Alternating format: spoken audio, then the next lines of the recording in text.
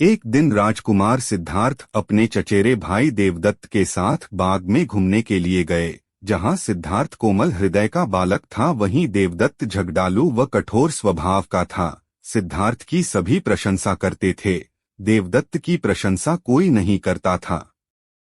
इसलिए देवदत्त मन ही मन सिद्धार्थ से जलता था।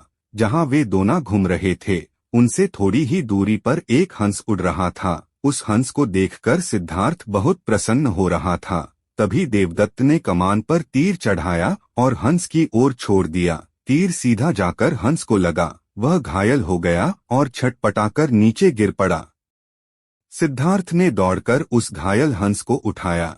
उसने हंस के घायल शरीर से बह रहे लहू को साफ किया और उसे पानी पिलाया। तभी देवदत्त वहां आ पहुंचा। उसने क्रोध से सिद्धार्थ की ओर देखा और बोला, इस हंस को चुपचाप मुझे दे दो। सिद्धार्थ, इसे मैंने तीर मारकर नीचे गिराया है। नहीं।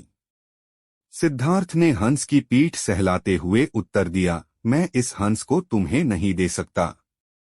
तुम निर्दयी हो, तुमने इस निर्दोष हंस पर तीर चलाया है। यदि मैं इसे न बचाता तो इस बेचारे की जान चली जाती। देखो सिद्धार्थ।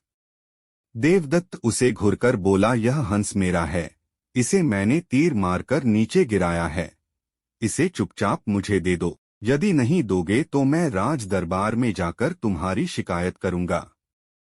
सिद्धार्थ ने उसे हंस देने से साफ साफ मना कर दिया। देवदत्त राजा शुद्धोदन के दरबार में जा पहुंचा और सिद्धार्थ की शिकायत की। शुद्धोदन ने उसकी शिकायत को ध्यानपूर्वक सुना, फिर सिद्धार्थ को बुलावा भेजा। कुछ ही देर में सिद्धार्थ हंस को लेकर राज दरबार में उपस्थित हो गया। राज दरबार के ऊंचे सिंहासन पर राजा शुद्धोदन बैठे थे। आसपास के नीचे आसनों पर राज्य मंत्री तथा अन्य पदाधिकारी बैठे थे। कई सैनिक हथियार लिए द्वार के निकट खड़े थे। शुद्धोदन के संकेत करने पर देवदत्त सिर झुकाकर बोला, महाराज, जो हंस इस समय सिद्धार्थ के पास हैं वह मेरा है।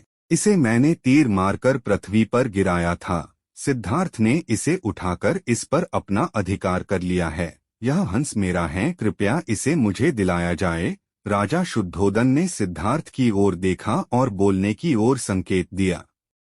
सिद्धार्थ ने सिर झुकाकर शांत स्वर में कहा, महाराज, यह हंस निर्दोष है। यह बिना किसी को कोई कष्ट दिए उड़ा जा रहा था। देवदत्त ने इसे तीर मारकर घायल कर दिया। मैंने इसका उपचार किया है, इसके प्राण बचाए हैं। मैं समझता हूँ कि प्राण लेने वाले से अधिक प्राण बचाने वाले का अधिकार होता है। मैं आपसे प्रार्थना करता हूँ कि यह हंस मेरे पास ही रहने दिया जाए। मैं इसे बिल्कुल स्वस्थ करके आकाश में उड़ा देना चाहता हूँ। शुद्धोदन ने अपने सभासदों से विचार विमर्श किया। वे सभी एक ही स्वर में बोले, महाराज, राजकुमार सिद्धार्थ का कहना बिल्कुल ठीक है। जीवन लेने वाले से बचाने वाले का अधिक अधिकार होता है। हंस राजकुमार सिद्धार्थ के पास ही रहने देना चाहिए। राजा शुद्धोदन ने सभासदों की बात मान ली। उन्होंने सिद्धार्थ से कहा, इस हंस पर तुम्हारा अधिकार है, तुम इसे ले जा सकते हो।